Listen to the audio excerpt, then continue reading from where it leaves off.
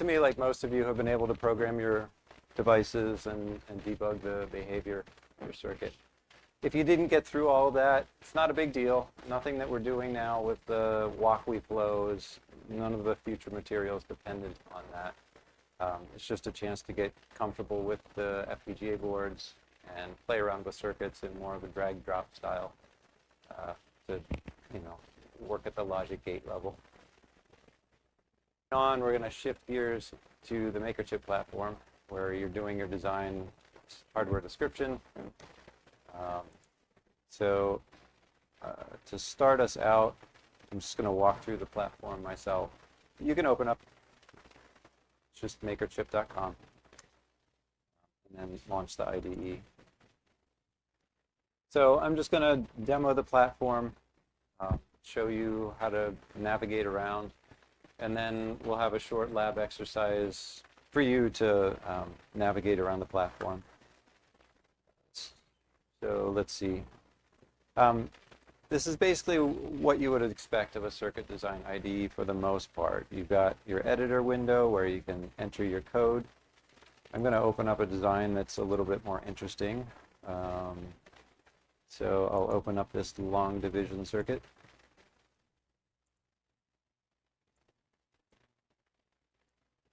So when I loaded that, it compiled automatically. You can compile up here under the editor's E menu. When you compile, you get a logic diagram generated from your code. You get waveforms. You can split windows, drop the waves down here. This Viz tab we'll get back to. Get to that later. So, anybody here not used a waveform viewer before? Okay, so this is what you would expect of most waveform viewers, except that it has some awareness of transaction level Verilog. Here you've got the design hierarchy that you can expand. It's a fairly primitive waveform viewer. It doesn't have some things that most waveform viewers do. Most waveform viewers, for example, let you sort the signals, grab a signal and move it somewhere else so you can put related signals together. This waveform viewer does not have that capability yet. It is going to organize your signals based on the hierarchy of your model. What it does have that's somewhat unique from other platforms is it's integrated with the IDE. So as you're debugging your circuit, you may be debugging by looking at the waveforms.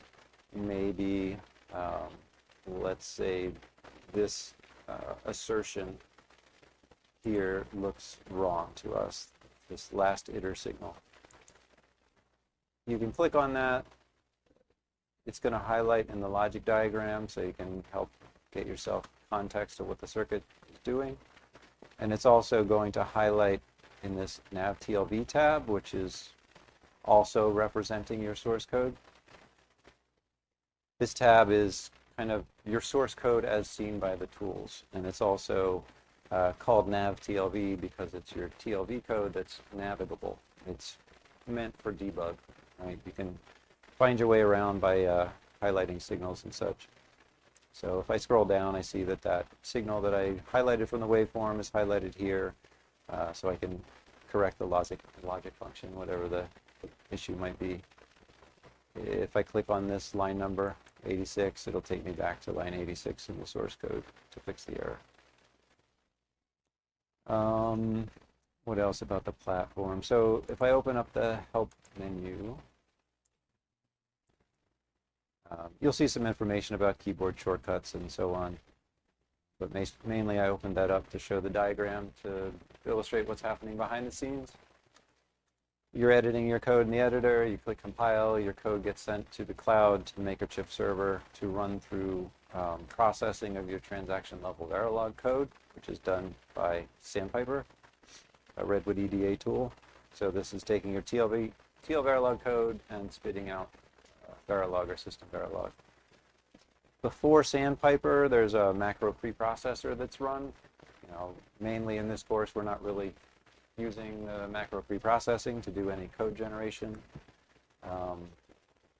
So mainly Sandpiper is what matters, which is TLV to System Verilog. When you get, the System Verilog is then passed to Verilator, which is an open source simulator. So it's going to compile your Verilog code, create a simulator model out of it. That is a C++ based simulator, so that simulator gets compiled and executes your simulation, produces trace data, which you're viewing in the waveform. Okay, and all of these tools produce log output that gets collected up, represented back to you in this log tab. The log tab has the blue section here, which is from the TL-Verilog syntax processing. This is from Sandpiper. And the black section is from Verilator doing the Verilog compilation and simulation.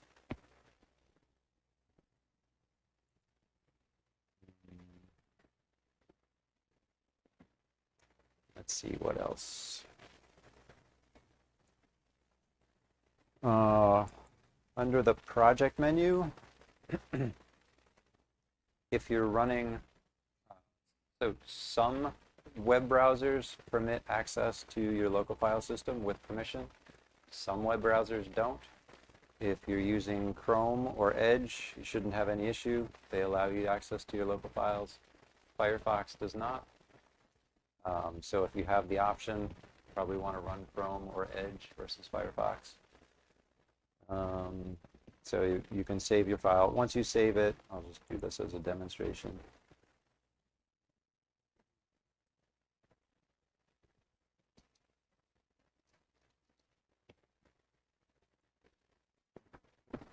So once you save it, you'll see the green icon in the upper right here saying it's saved. If I go back to the editor and make changes to my code, this turns blue and it's auto-saving. So it auto-saves, turns green again. So once you've saved your file, you're linked to it. It's auto-saving to that file. Yeah, I think that's basically all we're going to use in terms of the project menu. Learn menu, it's got tutorials, examples, courses, specs. That's about it. So I think that's everything you need. So the quick lab here is to basically just follow these steps and to get you comfortable with the UI. Once your screen looks basically like this, you've completed those steps, and if you are able to produce this screen, you're able to interact with the IDE. So I'll give you 3 minutes just to walk through those steps. So out equals in is our inverter, and we compiled that either from the E menu or keyboard shortcut Control Enter, and we can see in the waveform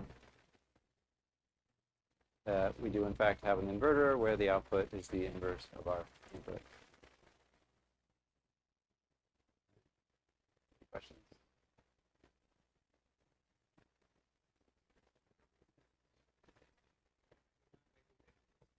Yeah. Yeah, and you guys left it up to the professor to ask the question. You guys are too shy. So in the MakerChip platform, if you have dangling inputs, which I do here, those are warnings. My circuit is not valid with a dangling input. And I do see the warning here that my input is dangling. It's used but never assigned. And that my output signal is produced. It's assigned, but it's never used. Okay. Your model is going to compile anyway, and the MakerChip platform will just go ahead and create random stimulus for you on those dangling inputs. So this is probably one of the features that people really like about MakerChip. It's very simple. I don't know why other platforms are not kind enough to do this for you. Obviously, as your design gets bigger, you're going to want more intelligence in your test bench, and you're going to want to control how the stimulus is provided.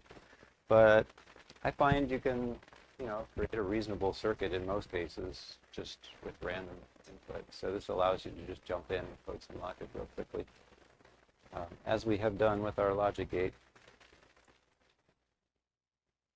Of course, we can do other logic expressions, right? So maybe in 1, 2, okay, and we can see that the output is only asserted when both inputs are asserted. Arithmetic expressions. So I can give a bit range on this output signal. So let's operate on a byte, say.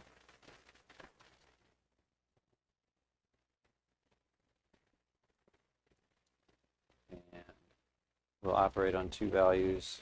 I'll make these 7-bit values, I guess. 2.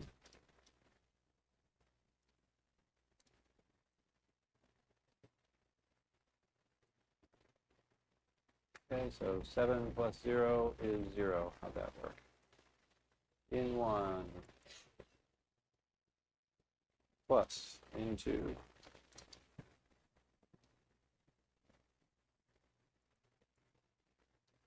This time 7 plus 0 is 7. Through the numbers.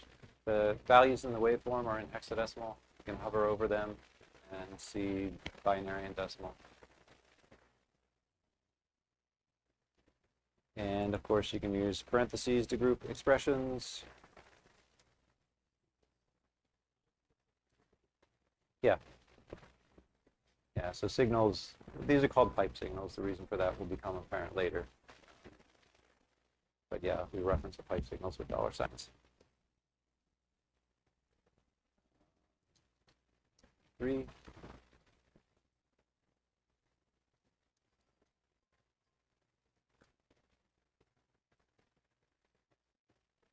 Okay.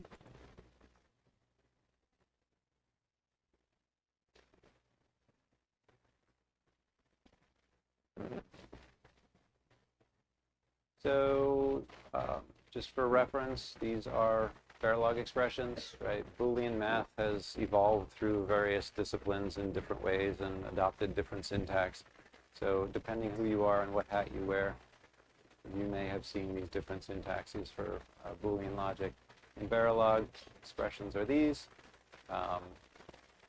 Most of the operators have a Boolean operator and a vector operator, right? So for example, the exclamation mark is a Boolean operator. That means A should be a Boolean value, 0 or 1.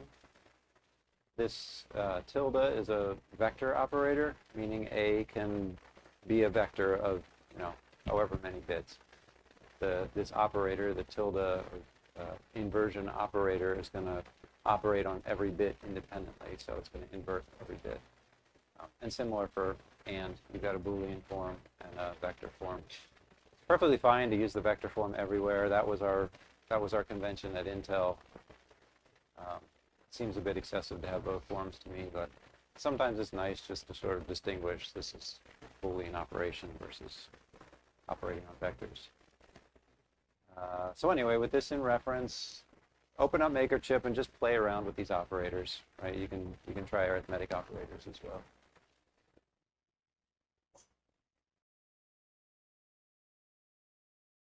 Right.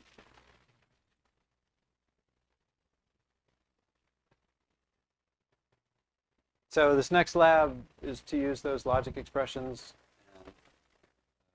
and, multiple logic expressions, hooking up their inputs and outputs to create this circuit that we've looked at already, the full adder. So you can use this name for this intermediate node. This logic expression right here that I've circled, let's go ahead and create that all as a single expression. So use parentheses to group sub-expressions. And these two you can code as independent expressions. So again, 3 spaces of indentation, spaces around the equals.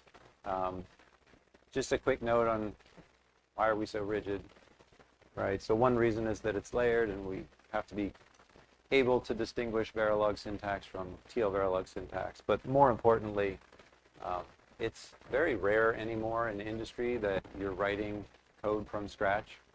right? We tend as programmers to like the personal freedom of formatting our code how we like it formatted. What's actually more important in industry, where you spend most of your life working with other people's code, is that you can look at their code and understand it. And so because of that, TL-Verilog has taken a very rigid stance on formatting space-sensitive language. The number of spaces of indentation matters. Tabs are not standardized spaces they represent, so forget tabs, no tabs in TL-Verilog. This way, your Verilog looks like your neighbor's Verilog, and when you're working together, you're speaking the same language. So it's really freedom of expression versus freedom of understanding. So we lean on the side of uniformity with TL-Verilog. Okay, so go ahead and try to code that up.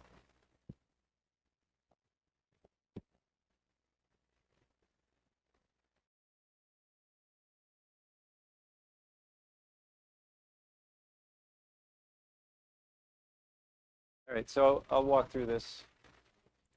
So if you had any difficulty with it, you can watch me walk it through.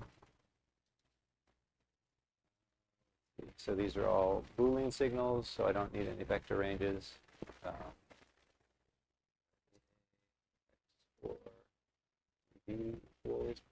I'm going to start with this expression to drive this node.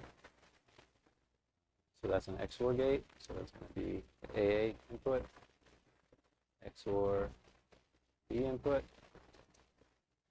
and then to the next XOR gate, which is producing SS, it's going to be this, or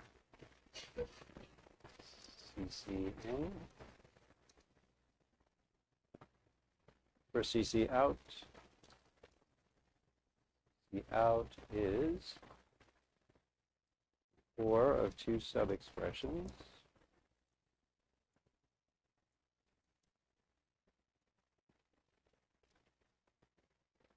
First is the AND of C in and A XOR B.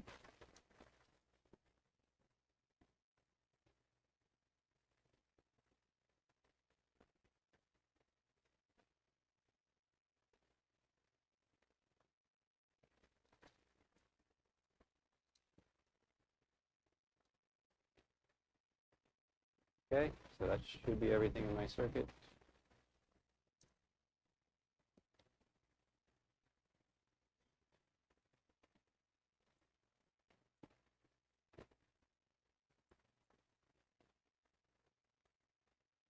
And I'm not going to figure out, bit level what's happening here, but that should be it. Any trouble? I saw a lot of people trying to use assign statements and always blocks and declaring their signals. Don't need that in TL-Verilog. Is there a question? Yeah. So here I'm just taking advantage of MakerChip's ability to drive random stimulus, right? So we just have this circuit floating in space. So these inputs are just left dangling. MakerChip is just giving us random values. Likewise, the outputs are just left dangling. So yes, to create a complete simulation, we would define a test bench that's going to drive the stimulus. We would be checking on the outputs, so on. But I'm just taking the shortcut here and just dropping down that logic.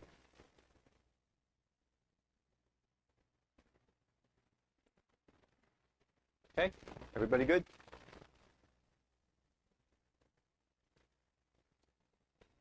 That was all Boolean, so let's try some vectors.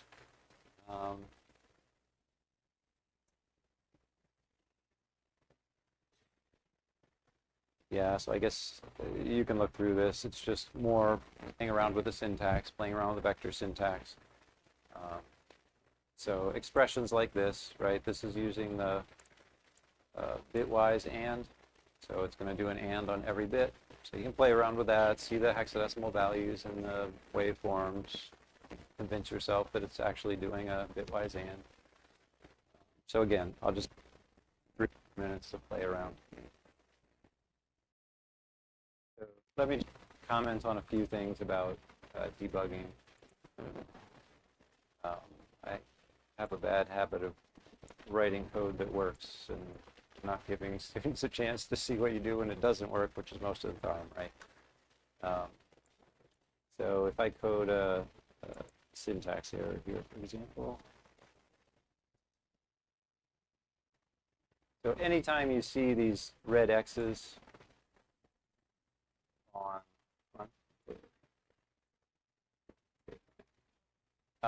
the red X's on viz here, in that case, just viz, that's an indication that compilation failed.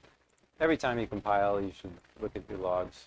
There's no sense spending time trying to debug behavior that's wrong if you've got a log message telling you exactly what's wrong. So keep the log window handy. It's probably worth splitting the window as long as you've got screen real estate and just keeping the log at the bottom. So in this case, let's see. So here I have a bunch of warnings. These are all the dangling inputs and outputs. Those I expect. And everything gets through Sandpiper with those warnings and continues on to Verilator. Verilator is reporting a syntax error. That's because I deleted the semicolon. So this statement led into the statement. If I instead have an error in the TL-Verilog syntax, which that should be an error. Somehow it didn't care.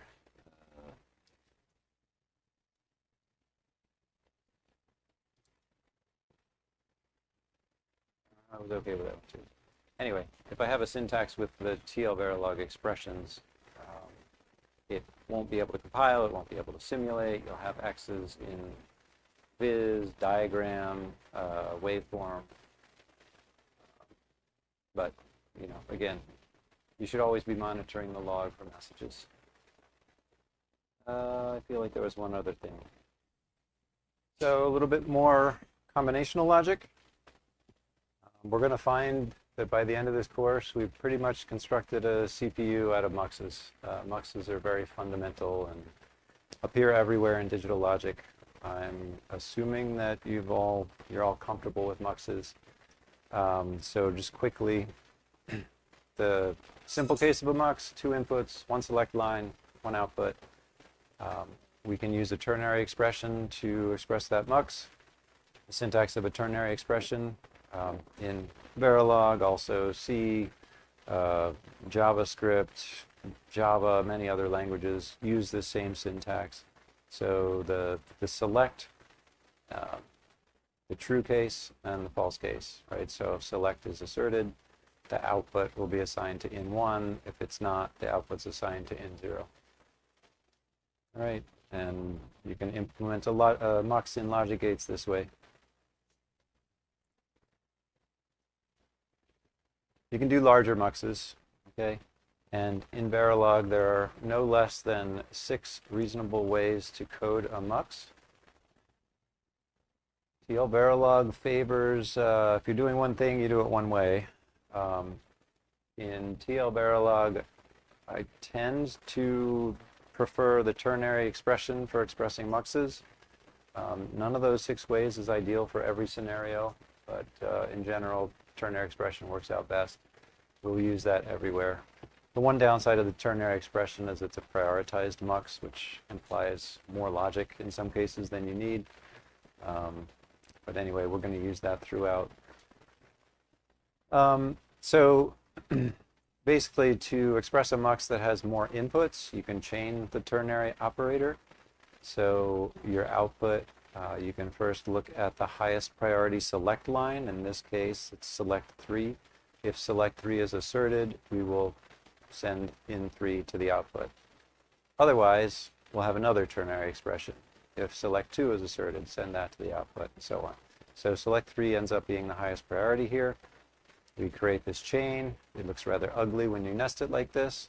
It's a lot easier to read if you line it up this way. So here we're taking advantage of the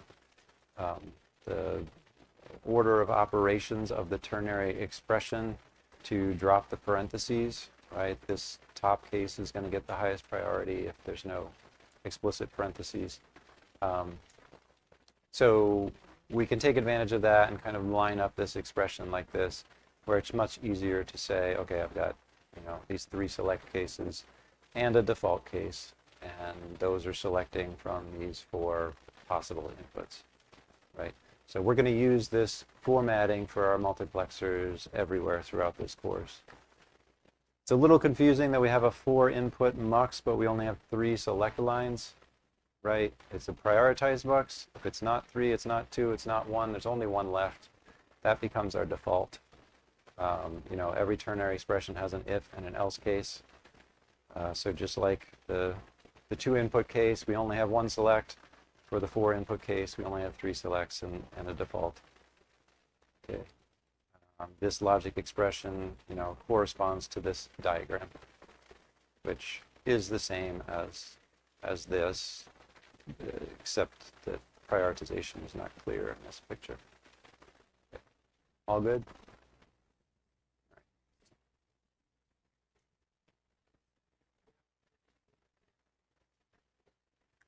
This on the right? This one? No, they're equivalent. This is just easier to read is all.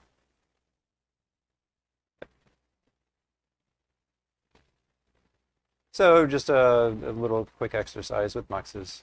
Go ahead and code the simple case, and then modify that simple case. You can also, we were just looking at multiplexers with multiple inputs. Also, your inputs can be wider, so you can operate on vectors. So go ahead and update that mux after you code this one to have inputs and outputs that are bytes. And this comment here, let me maybe jump out of here and explain that.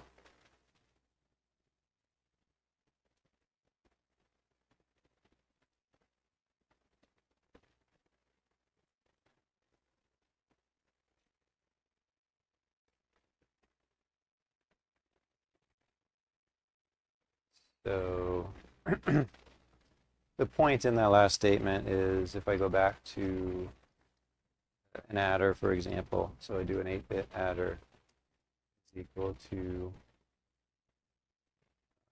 1 plus 2. I've put bit ranges on these to be explicit about the inputs. If I had a complete circuit here, there'd be an assignment of op1. That assignment would declare its bit range equals something. Once I have that assignment, I don't need the bit range here. We're taking advantage of TL-Verilog, just sort of assigning random inputs and allowing us to have things dangle. When you have inputs that are dangling, there's no assignment to declare their type. They just end up defaulting to a single bit. So if you're allowing the input to dangle, but you don't want it to be a single bit, you can force it to be a vector by being explicit about the range where it's used. Okay, and we're doing that here. So for this multiplexer example, right, you'll have to be explicit about the bit ranges because we're just letting those dangle. Tell it how wide they are. Make sense? So just one more quick exercise with muxes. Let's take the mux that you currently have and widen the input. So currently you have 2 inputs. Let's stretch that out to 4 inputs. I'm just going to have this slide up, but you might want to refer to your copy of the slides for the chained ternary expression syntax. Yeah, and here we have 4 independent select lines packed into this vector. So you can reference one of those bits with the square brackets, right, like this, select 0. So you use select 0 to select this first case in 0. So if you're having trouble, I walked through it myself. Solutions here. I noticed my priorities were backwards from what's in the slide. Otherwise, that should be correct. Okay, so if you don't have it yet, admit to defeat. We'll continue on.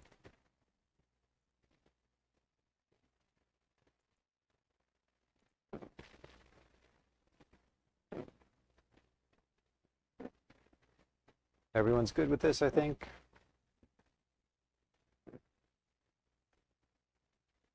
So in hexadecimal, of course, we have a long bit pattern. You can break it up 4 bits at a time. Each 4-bit corresponds to 1 hexadecimal digit. So we're getting into just some more Verilog syntax. And of course, TL-Verilog is inheriting this syntax from Verilog.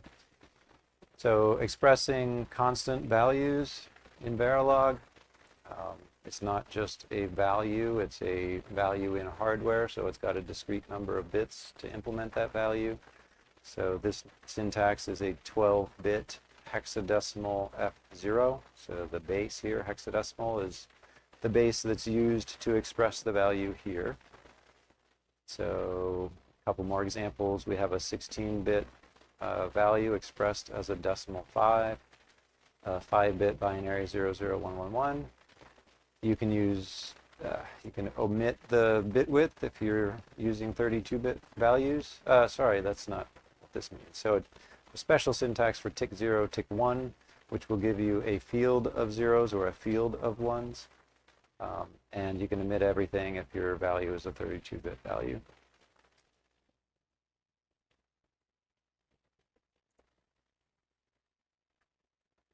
So that is needed for this next one, which I know we're obsessing about muxes, but like I said, this whole course is muxes. So get this syntax ingrained in your heads. So starting from what you have,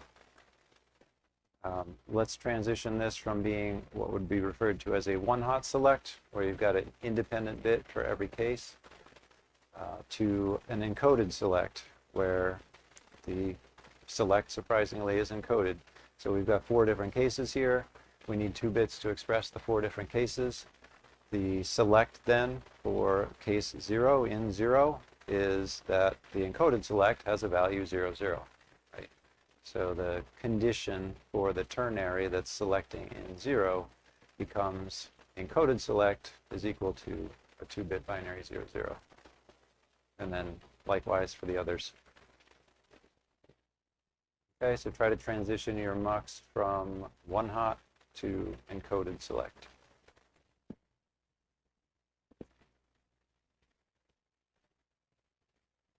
Okay, so we're transitioning from having 4 independent selects, right, where each bit corresponds to a given input, to an encoded select, where where we're specifying an encoded value of the input to select. Right? So if the encoded select is encoding a value 0, we want input 0. If it's encoding a value of 2, we want input 2. Right? So in our ternary expression, we have all these select cases, right? And those select cases are going to be that the encoded select bits are equal to a particular pattern, 0, 0 for input 0, etc. Does that make sense now?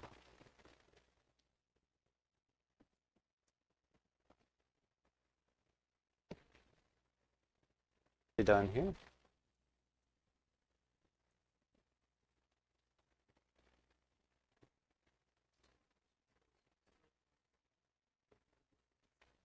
Yeah.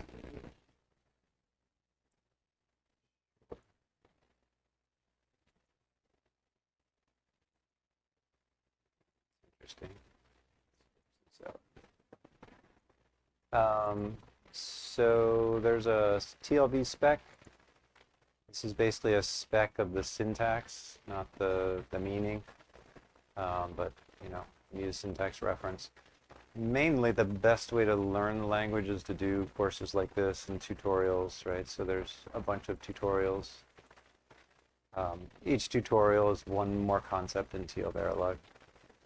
So we're going to do, this is the platform, combinational, sequential, pipeline. We're playing around with combinational logic.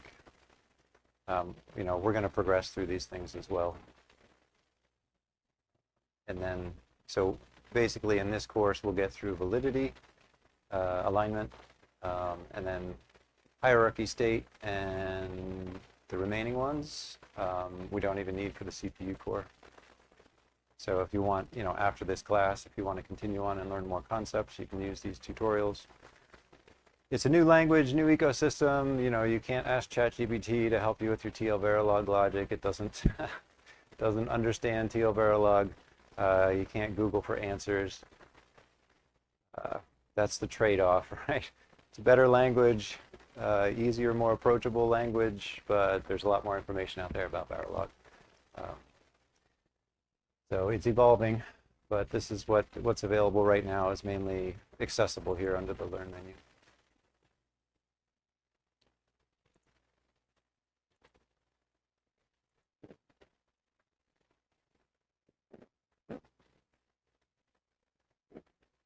Some more Verilog syntax.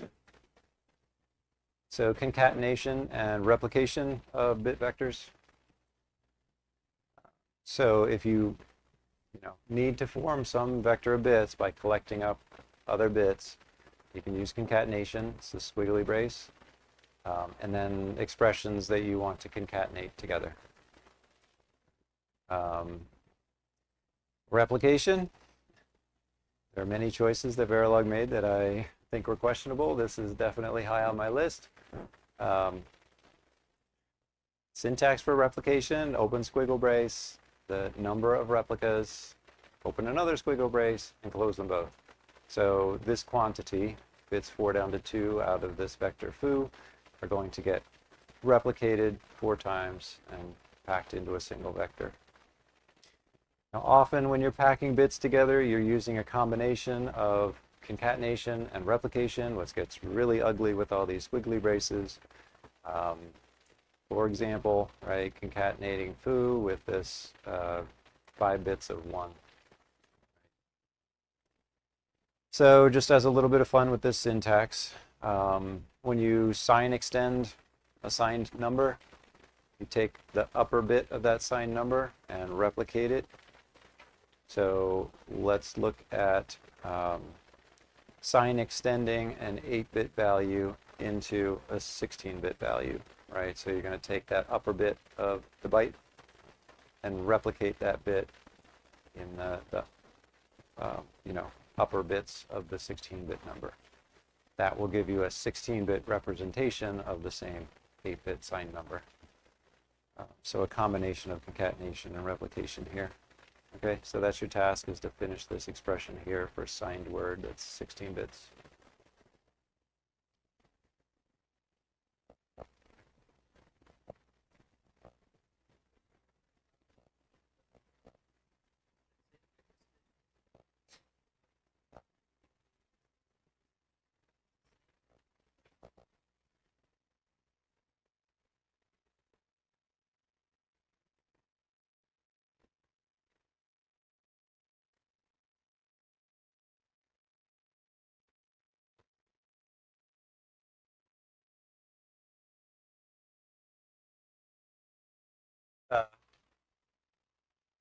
To be an extension of the bit 7, 8 copies of bits.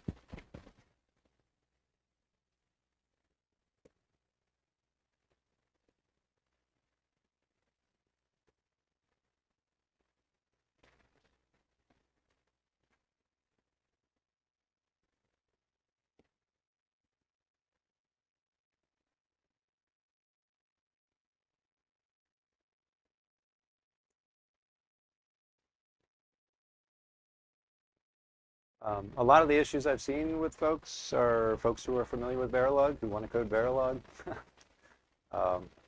Just code TL-Verilog. We can get back to Verilog later.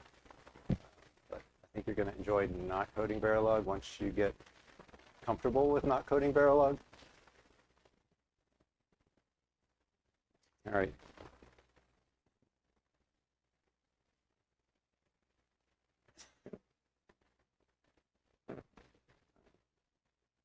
So actually, maybe I should comment on Srinivas, what you were asking earlier. So basically, the structure of a TL-Verilog file, right? I may as well walk over some of that, especially since a lot of you are trying to code Verilog syntax in the wrong context. So what's in this file? Basically, every TL-Verilog file starts with a line that identifies the language syntax. So this is a TL-Verilog file that uses syntax 1D. It has a reference to documentation, and this part says I want to enable the macro preprocessor, which is called M5. This says I want to express some macro preprocessing code. In this case, it's all commented. There's nothing here, but this would include the M5 standard library. And then I have a system Verilog region of code. This region will get completely ignored by Sandpiper. This code will just pass through.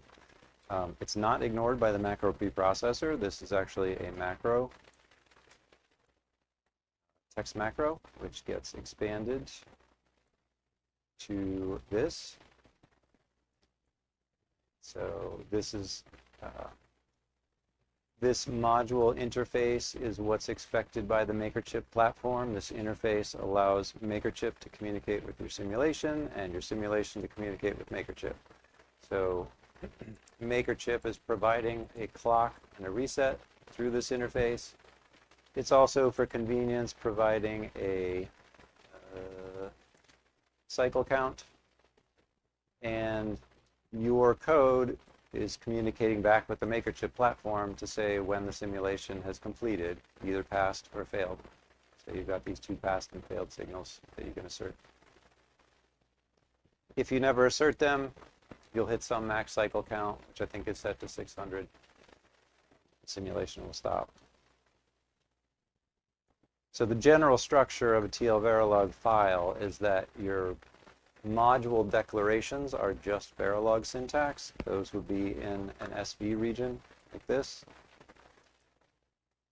or looking at the macro expanded version like this. Inside the module, you can have TL-Verilog regions. So we get ourselves a TL-Verilog region, which enables the TL-Verilog syntax, right? By structuring it this way, we can have regions that we're guaranteed Sandpiper is going to ignore. They're just Verilog. This is especially useful as the technology evolves, right? If there is a bug in the TL-Verilog parsing, you know it's not going to, it shouldn't happen in this region. So you have kind of a safety net that if there is a tool issue of some sort, you can always revert to the Verilog safely. But in this region, the parsing applies for TL-Verilog.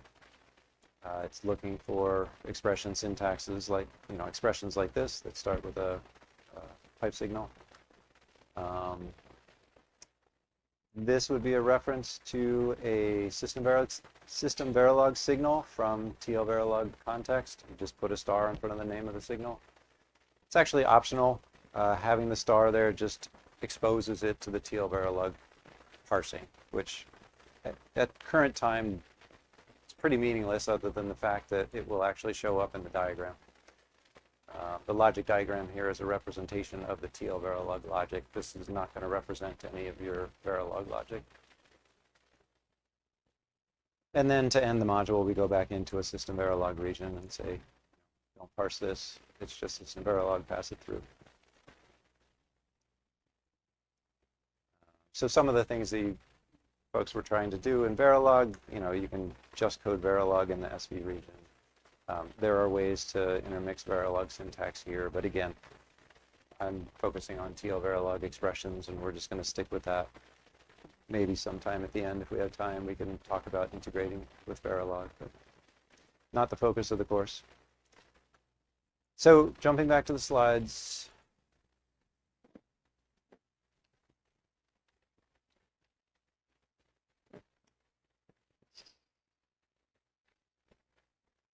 Um,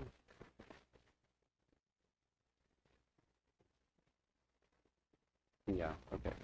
All right, so these labs are leading up to building a calculator circuit. Um, we're going to start with the adder as part of our calculator. So code up this adder. You've coded similar expressions before. This should be quick. Check the waveform, make sure it's actually adding. After we do that, you're going to notice that the waveforms, it's hard to tell sometimes if the addition is right because we're adding numbers, they can overflow. Overflow in binary, if you add two values that extend off the range of the output value, it's going to loop back around, right? So this is basically a cyclic space in binary. If you extend out of the region, you're extending into the wrapped space of that region. So just for running simulations and being able to see that it's doing an add, what you can do is limit the range of the two inputs. So in a sense, this is a mini test bench. And you can do that just by assigning the val1 input to a 5-bit expression and we have with checking on here. So you have to explicitly pad that with zeros, right?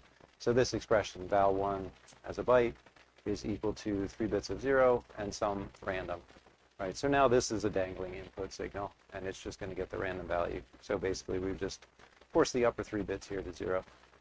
And then you can do the same thing for val2, force the upper 5 bits to 0. Once you've done that, assign val1 and val2, you can drop the bit ranges on these inputs in the add expression. Okay, any questions on the lab? Number 3. Yeah, so the point here is just that if you're providing two random byte values, very likely they're going to overflow and not be able to be expressed in the byte output, right? So using 3 bits instead of 8, right? If you try to add 111 and 111, you're adding this value to another, well, let's just say 1. Let's say add 111 to a value of 001, right? That's going to take you off the end of the range that you can express in 7 bits. That's going to wrap back around, so 111 plus 1 is 0. Can be kind of confusing. So this is just to limit the range of our input values so that we're not overflowing. So, right, and the mechanism for doing that is to val1 is a byte. We want the upper 3 bits to be forced to 0. The lower bits can be random. Just make up a name for a signal. That's a dangling input. It's going to be randomized. That makes sense now?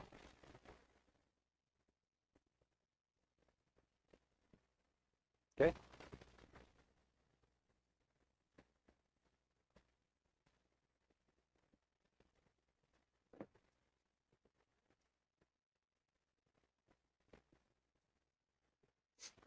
Start with just step 1. It's just an adder. We've done that before.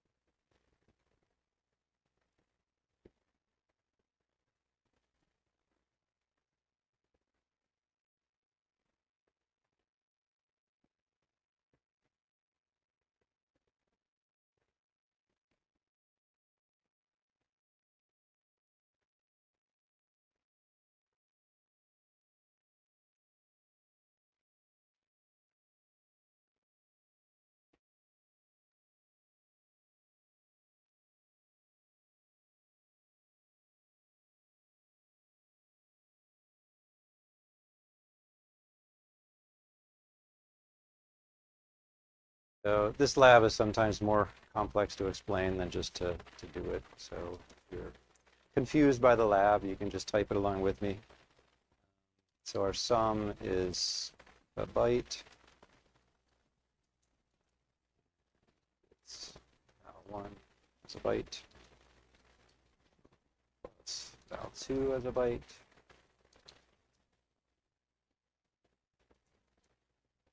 So that's step 1. Check the waveforms. I trust it's right. To avoid overflow, val1 is a byte.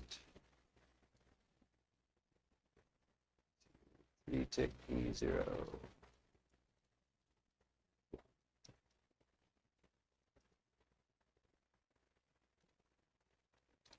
And similarly for val2,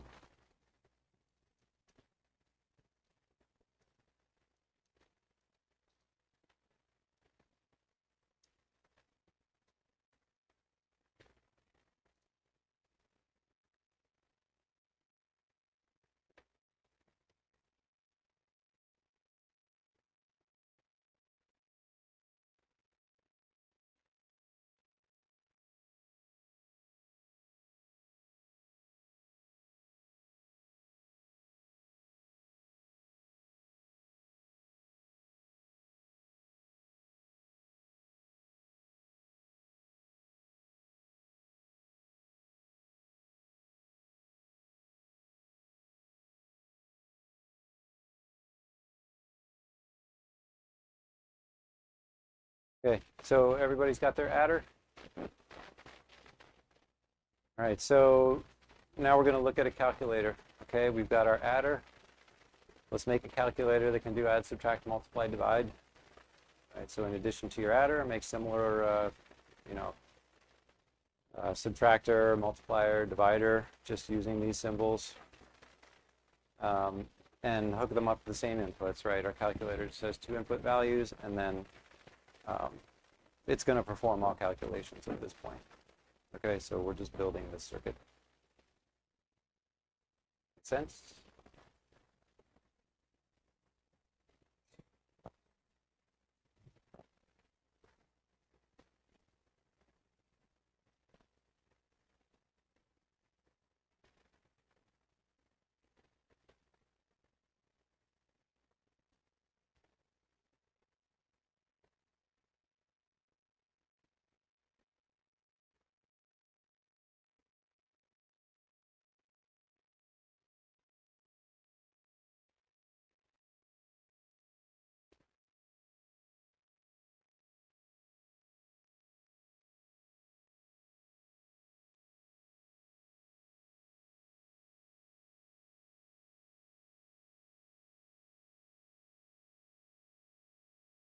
Probably one more for today before we wrap up. All right, so for this one, I have my inputs as before. I just added the 3 expressions corresponding to the 3 boxes here. Same as add, just subtract, multiply, divide.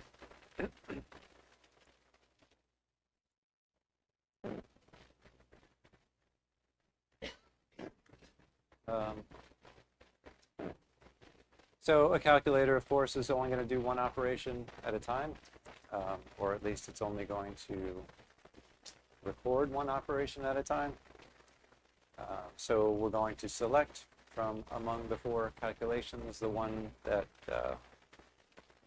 the one being requested. So we'll take in a 2-bit operation. We use a 0 encoding for sum, 1 value for diff, 2 for prod, 3 for push. So you'll notice in the circuit that we've designed, we're doing all computations in parallel. Okay. The nature of hardware is it runs in parallel. We can do things like this and just do all computations. The logic is there, whether you use it or not. So we just let the computation happen and select the one we care about. This might burn more power than necessary, so you might use some techniques to block off the computations that you're not using, but we're just going to go ahead and do the computation, select one we want. So add this mux here. Again, it's an encoded select, so we're comparing the op to a particular 2-bit value for each case. And yep, so you should be saving your files locally.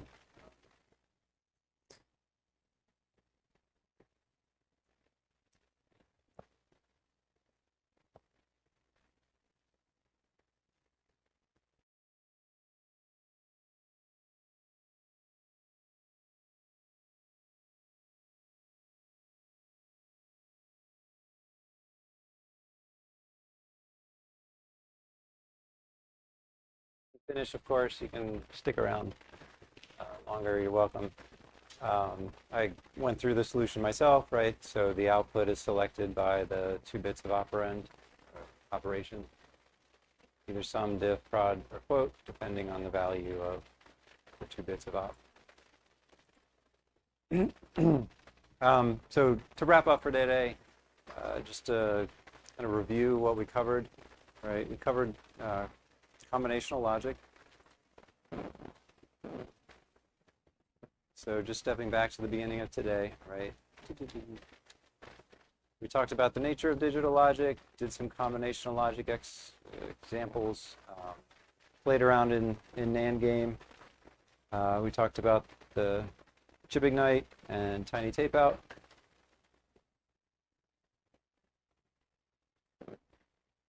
Difference of ASICs and FPGAs, what's inside an FPGA, an ASIC, the carrier boards that you guys have been working, or the FPGA demo boards you guys have been working with.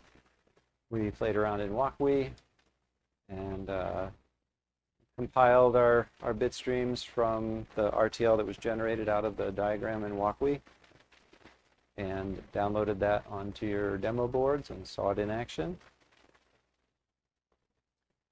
We played around in MakerChip, got familiar with the platform, and then did a lot of combinational logic examples, right? So that was today.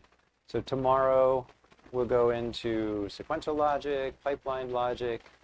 We'll start into RISC-V, compiling programs, assembling programs, looking at the instruction set architecture definition. And we'll look also a little bit at CPU hardware before you design your own, and kind of explore that whole stack of high-level software, compilation, execution on real hardware.